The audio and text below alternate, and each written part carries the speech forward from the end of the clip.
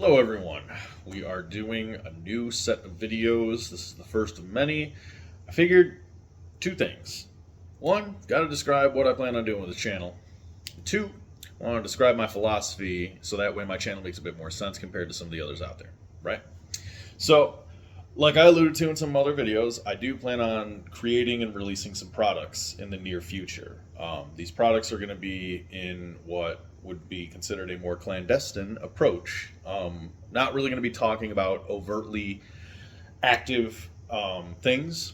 I also have to be careful because, YouTube and also the current state of the world that we're in. But basically, what I'm intending is I want to make things that are accessible to the masses, despite what may or may not come into the future. I want people to be prepared as possible, and I find that a lot of people in my area, and maybe not even necessarily in my area, a lot of people just in general are not going to have the motivation or desire to go and be proactive in solving some of the problems that we'll have coming up. These people might need to be a bit more discreet, and these people may need to form small, unconventional groups with unconventional means and tactics. So, what I plan on making in the future are things that can help that mentality, that group of people accomplish a certain mission.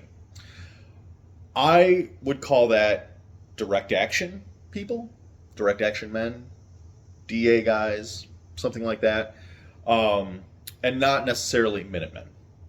So the reason is Minutemen are a more traditionalized role similar to conventional infantry units, probably without the support that comes with traditional line infantry, being in the military and things like that.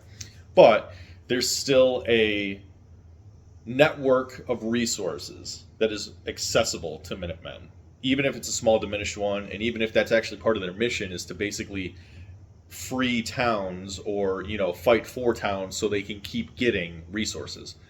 Direct action men, DA guys is basically how I'm going to shorten it, are probably not going to have many resources. They're probably going to be even smaller than a traditional Minuteman style unit.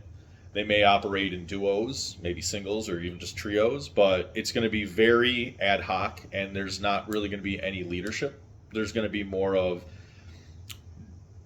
just direct action. It says it in the name, right? These people are going to be going and doing actions, whether it's through their own initiative or opportunity crops up, or they may be working with Minutemen, and that allows them to basically be a little bit more discreet.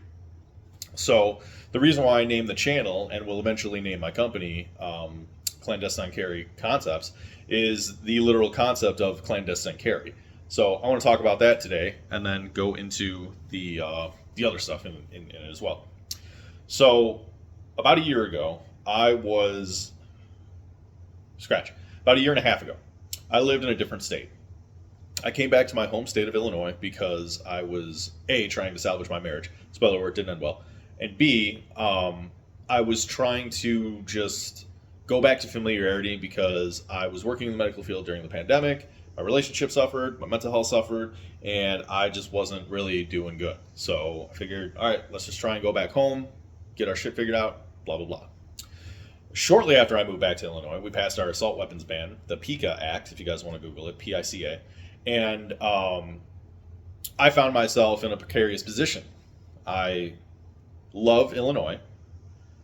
I loved Chicago, where I was basically from, but I really didn't support a lot of the stuff that they had done.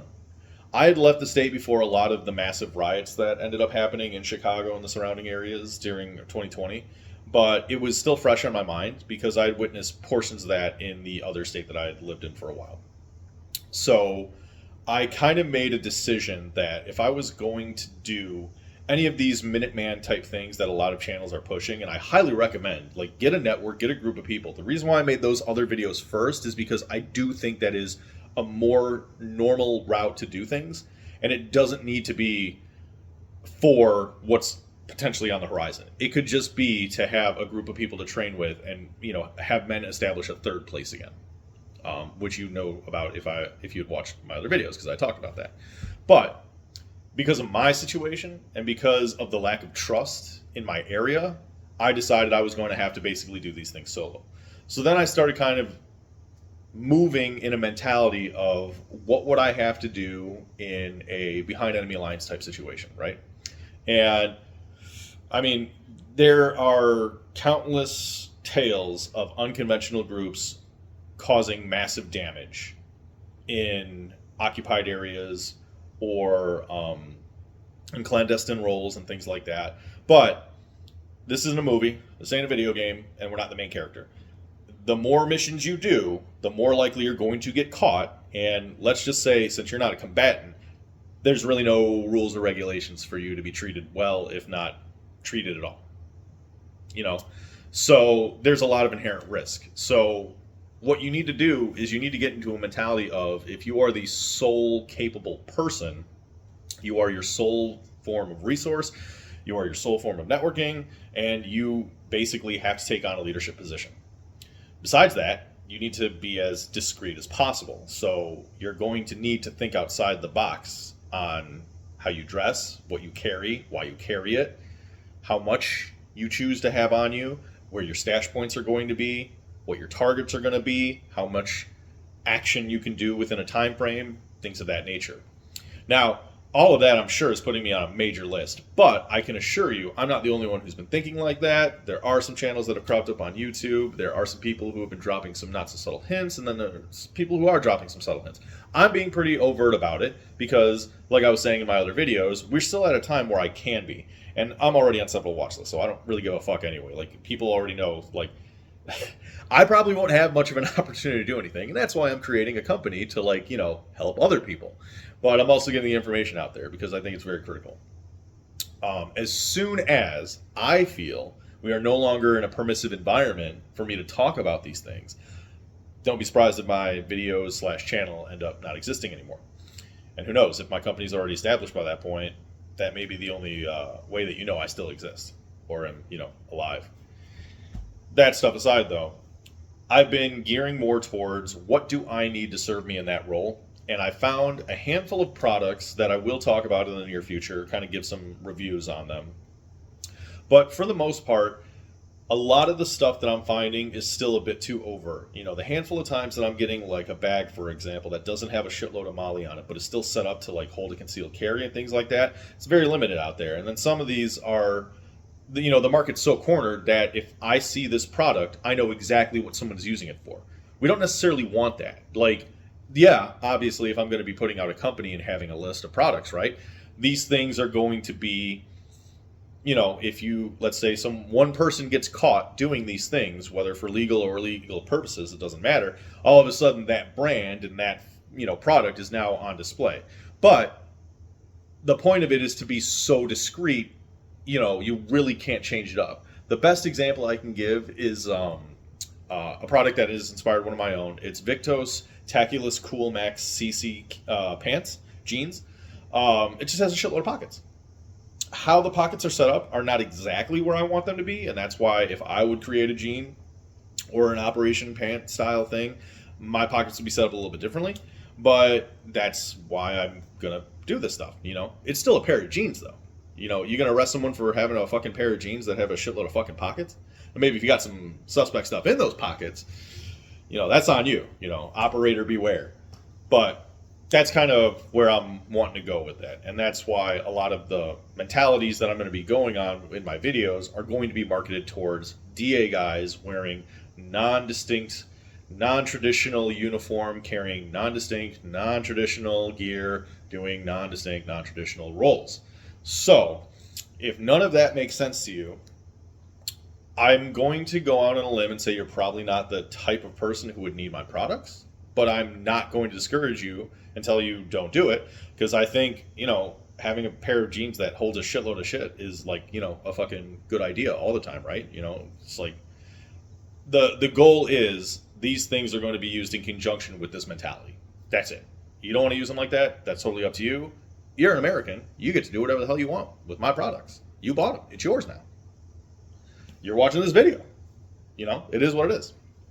So, Now let's go into a little bit more about the DA guy and kind of what I'm envisioning, right? So after I realized I was in basically an occupied territory and that I don't really have a network or a group, and I started thinking about, if I was a terrorist, and, if I was a terrorist, I have to fucking, specify that. The hypotheticals, right? What targets would I think would cause the most damage? And I don't really think that's something that's unrealistic or unreasonable. And I could assure you, from having served with a lot of veterans from the surge era, going from Iraq to Afghanistan, a lot of them kind of tried to get into the headspace of a terrorist. And these are just normal, like infantry guys. These aren't fucking spec ops guys who are going and doing these hits and shit. It's just like, what would cause your local community to no longer function? It's not a lot.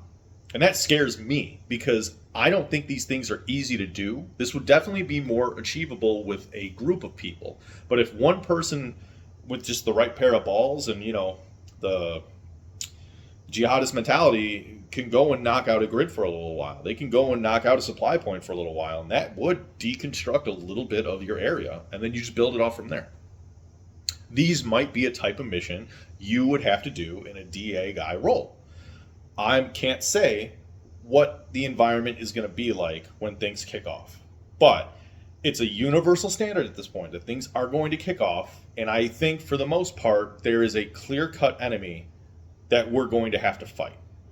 And as messed up as it sounds, your local community, your local area, even if you don't like your neighbor, even if you live in an area that may not be the most permissive when it comes to things like gun rights or freedoms and other generic ways, that's still people you live next to.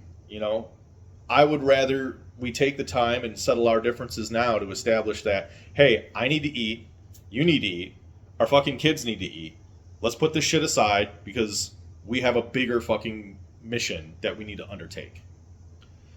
So, Minutemen style. These things are almost synonymous, but it's the implementation that's different. The DA guy is going to probably be that person who doesn't have a lot of things that's going to prevent them from taking risks. Like if they don't have a family, or if their family isn't in the state, or if they, I don't know. Like, you got to use your imagination here because this is still hypothetical and we can still be overt about this conversation. When things are more discreet and things kick off, it's going to be up to you to decide, well, am I more of a Minuteman? Do I need to work with a group, or do I have the capabilities and the motivation to go and do these things directly? Because make no mistake, there is going to be need for these things. And I'll cite some of my sources for that stuff. Let's look at Nazi-occupied France. There were a lot of people before the resistance was great. I don't want to say great. Before the resistance was basically built up to have a network, a lot of people were just fighting independently. And that's, pretty awesome, but also pretty likely that you're going to, you might do one, maybe two missions, and then you're getting caught and you're getting taken out back. So it behooves you to establish a network, even if you are going to be a DA guy. Still have some English is hard. Still have some Minutemen's style people, and still have a command center, basically. The difference is, this is almost like a special operations Minuteman. The special operations in the military, and I'm speaking on the most generic level possible, so please, if any Green Berets or Navy SEALs come in and correct me, remember, all branches have their own different variations and their own mission statements. For the most part, they are given a certain level of autonomy. Top tells them where they need to go, what they need to do. Intel gives them where they need to be and what time, and then they create the team, they create the mission with the team internally. It's not necessarily like generals are going to be like, all right, so we're going to attack here, here, here, here. You're with this battalion. You're going to go do these things. That's not really how it operates. So we need to take that mentality, not necessarily the capability, because they're still special operations. They're still miles ahead of us in terms of equipment, capability, physical prowess, all that stuff. But the capability of planning a mission by themselves and enacting it through themselves. That's what a DA guy is going to need to do. And he still will need to work with other people, because maybe there's a Minuteman battle going on over here, something that was more organized or perhaps set up to be an ambush, and that's a distraction for this DA guy to go and do XYZ scenario. So don't feel that you shouldn't have a network, but don't over rely on the network. You are still supposed to be the main component in this direct action role. That's why we're calling you a DA guy. If you shoulder that burden, you should probably know the risks involved, right? Besides that, we can look at the IRA during Ireland and the UK's Trouble era, and even before that, even like super quick post World War I, there was a bunch of internal conflict the very first time, and a lot of these people, even though there was an actual network very early on, a lot of people kind of took on extremes, and then that led to more harsher retaliations from, the Black and Tans and all these other infamous groups and things that happen. You got to understand, if you're going to be taking on the responsibility of a DA guy, it's a war of escalation, and you have to be super prepared for what you're doing. When you commit one war crime, there's less reasoning not to commit a war crime from the other side, and we have to remember, we don't follow under guidelines of the Geneva Convention if we are going to take up these things. Even Minutemen have certain levels of protections in our Geneva Conventions and our war constitutions and things like that. People who fight as complete rebels, it's a gray area, and I mean, we can just look at the last 20 years of Afghanistan to fucking, use as a template. So, besides that, there were also the constant engagements during the Native American, basically, extermination.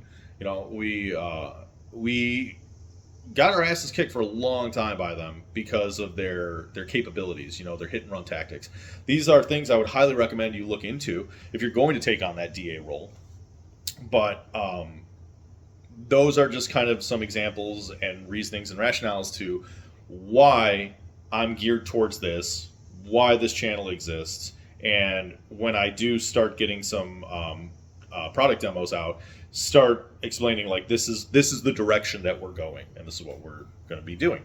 So hopefully that makes a little bit of sense. I probably should have done this video first, but I wanted to really get the community network thing because it was very fresh on the mind. I have a bunch of other ideas that I want to do with this channel. I am going to be doing some product reviews to give you guys an idea of what type of products I'm going to be putting out. I am going to give some information on what your mentality should be if you're going to do this DA role, and considerations that you're going to have that are going to be different from traditional ones. I'm probably going to double stack or maybe even triple stack some videos again. So like I said, all the ideas are fresh in the mind. Hopefully this makes a little bit of sense. If you like the stuff, you know what you got to do on YouTube. I'm not really looking at doing a Patreon right now. Obviously, it's way too early. But obviously, when I do start selling stuff, that would be the best way to help me and also help yourself and potentially help your community. So thank you all very much. Got plenty more to come. Stay safe and stay tuned.